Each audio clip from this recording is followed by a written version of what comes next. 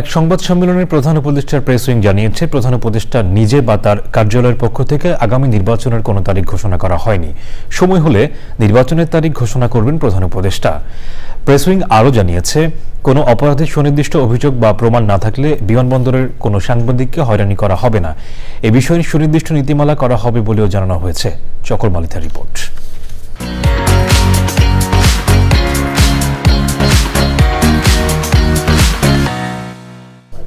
সমসাময়িক বিষয় নিয়ে রোববার সন্ধ্যায় রাজধানীর ফরেন সার্ভিস একাডেমি মিলনায়তনে প্রধান উপদেষ্টার প্রেস উইংয়ের সংবাদ সম্মেলন।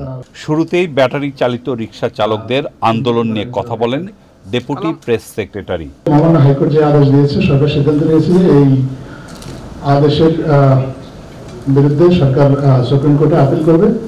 আমরা আশা করি সুপ্রিম কোর্টের কাছ থেকে এই বিষয়ে একটা ইতিবাচক সিদ্ধান্ত পাব।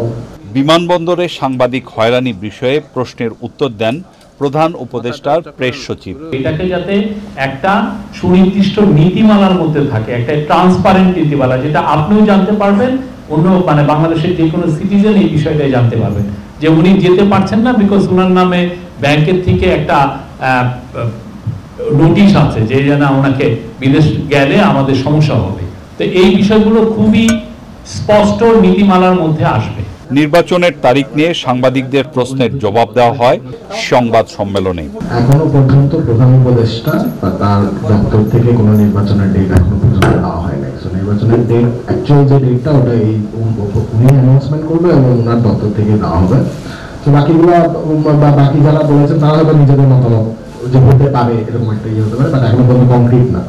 সংবাদ সম্মেলনে জানানো হয় রাজধানীর যানজট নিরসনে একটি পরিকল্পনা নিয়ে এগুচ্ছে সরকার। চকর মালিথা, চ্যানেল আই, ঢাকা।